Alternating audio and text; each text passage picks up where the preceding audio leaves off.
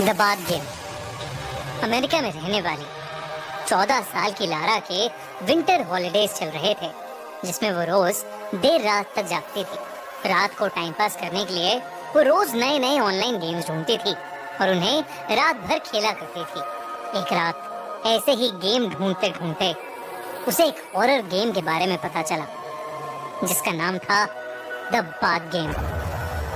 उसने इस गेम के बारे में कभी नहीं सुना था और इसलिए वो इस गेम के बारे में बहुत एक्साइटेड हो गई। उस गेम के रूल्स बोल्ड लेटर्स में लिखे थे और उसके नीचे ये भी लिखा था कि एक गेम खत्म किए बिना अगर कोई प्लेयर छोड़ देता है तो उसे दारुमा सान नाम की एक बुरी आत्मा जिंदगी भर हॉन्ट करती रहेगी। लारा ने अपने मम्मी पापा के सोने का वेट किया और उनके सोते ही अपने रूम की खिड़की और दरवाजा लॉक कर लिया। गेम के फर्स्ट स्टेप के अकॉर्डिंग उसने अपने कपड़े उतारे और वॉशरूम में जाकर अपने बाथ टब को भरने लगी। उसने सारी लाइट्स बंद कर दी और अपनी आंखें बंद करके टैप की तरफ मुंह करके बाथ टब के अंदर बैठ गई। गेम का दूसरा स्टेप था कि एक जापानीज मंत्र को बार बार रिपीट करते हुए अपने बाल धोना, और लारा वही करने लगी। उस मंत्र को बोलते बोलते उसने अपने बाल धोना खत्म कर लिया और उसे वहाँ बंद आंखों में ना तो कोई आवाज सुनाई दी और ना ही बाथरूम में किसी की प्रेजेंस फील हुई।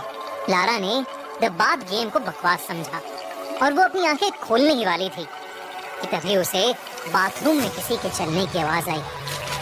वो आवाज एकदम तेज हो गई। तभी वहाँ सफेद फटे हुए मैले कपड़ों में एक औरत उसके सामने आ गई। वो एकदम से बाथटब के अंदर गिर गई, जिसकी वजह से उसकी दाईं तरफ की आंख एक जंक लगे हुए टैप पर लगकर बाहर निकल आई और लटकने लगी। उसकी आंख से ढेर सारा खून निकलने लगा और वो पूरे बाथटब में फैल गया। लारा इन आवाजों से सहम सी गई। वो आंखें खोलने का सोच ही रही थी, पर तभी उसे गेम के रूल्स याद आ गए और उसने उस औरत से पूछा, Why did you fall in the bathtub? यानी तुम बाथटब में क्यों गिर गई? ये कहते ही लारा गेम के अकॉर्डिंग बाथटब से निकलकर बिना मुड़े बाथरूम के बाहर निकल आई। उसे इस बात का विश्वास ही नहीं हो रहा था कि उसे दारुमा सान की प्रेजेंस सच में फील हुई है। वो डर की मारे एकदम सुन्न पड़ गई। उसका उस वक्त मन कर रहा था कि वो अपने घर से भागकर कहीं दूर चली जाए, पर अगर वो गेम के आगे के स्टेप्स फॉलो नहीं करती तो दारुमा सान उसको हमेशा हॉन्ट करती रहती। तो वो रूल्स के अकॉर्डिंग अपने बिस्तर में जाके सो गई। उसे पूरी रात ऐसा लगता रहा जैसे उसे कोई देख रहा है। बहुत मुश्किल से वो कुछ घंटों के लिए उस औरत के बारे में ना सोच के सो पाई। अगली सुबह थोड़ी सी नींद मिलने पर लारा का दिमाग रिफ्रेश हो गया और वो अपने नॉर्मल रूटीन पर लग गई। वो वॉशरूम गई, उसने खाना खाया, पर जैसे जैसे वो एक जगह से दूसरी जगह जाती गई उसे अपने पीछे किसी के होने का एहसास होने लगा था। पर वो जब भी पीछे मुड़कर देखती तो वहाँ कोई नहीं होता था। उस दोपहर लारा की मॉम उसको शॉपिंग के लिए सुपरमार्केट ले गई। लारा को अब भी लग रहा था कि दारुमा सान उसका पीछा कर रही है और लारा को लगा कि वो घर के बाहर निकलने के बाद दारुमा सान से शायद सेफ हो जाएगी, पर पूरे रास्ते उसे वैसा ही लगता रहा जैसे कि कोई उसको फॉलो कर रहा है और उसको घूर रहा है।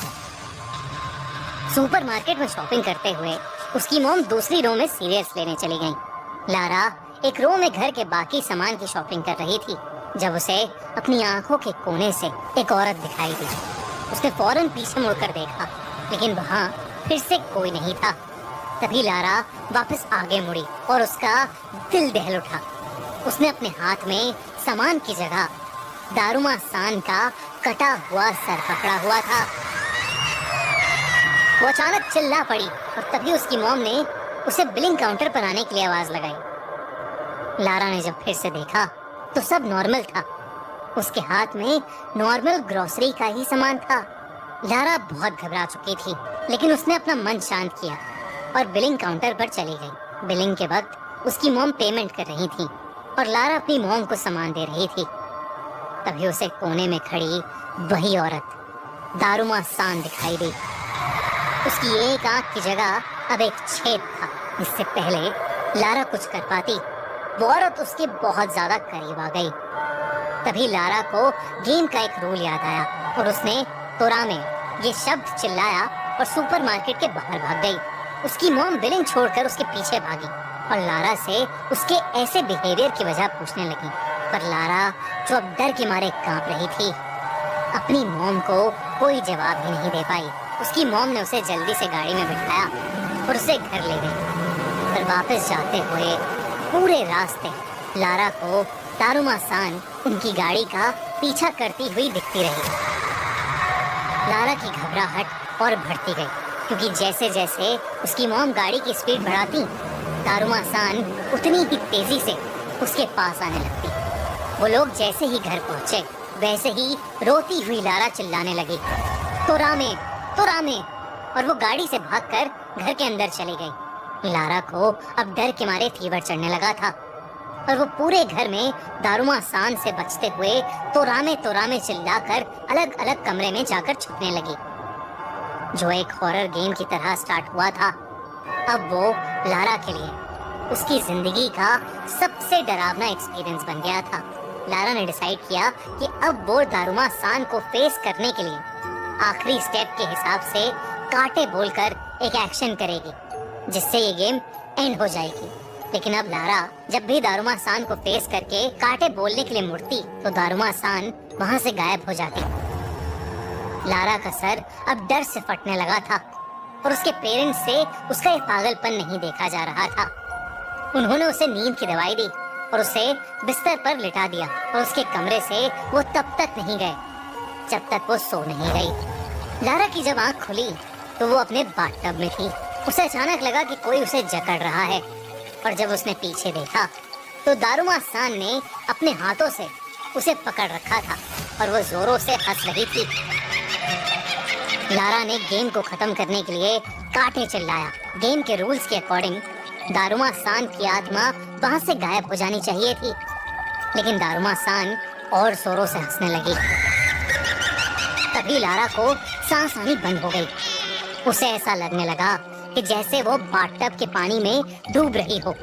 डूबते डूबते लारा की आंखें बंद हो गईं। जब उसकी आंखें फिर से खुली तो वो अपनी मॉम के पास अपने बेडरूम में ही थी और पसीने से पूरी गीली थी।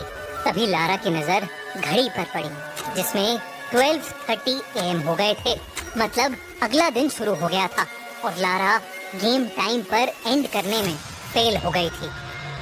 लारा ये देखकर घबराहट के मारे रोने लगी और उसने अपनी मम्मी को जोर से गले लगा लिया। उस दिन के बाद से लारा को हर रात एक सपना आने लगा, जिसमें दारुमा सान उसे उसी के बाथटब में पानी में डुबाकर मार रही होती है। और फिर एक दिन खबर आई कि लारा की मौत हो गई है और उसकी लाश उसी के बाथटब में तैरती हुई मिली। बात गेम के बारे में सबको तब पता चला जब लारा की मॉम ने उसकी डायरी देखी। लारा ने उसमें सब कुछ लिखा हुआ था। क्या आप ऐसे किसी गेम को खेलना चाहेंगे? हमें कमेंट्स में जरूर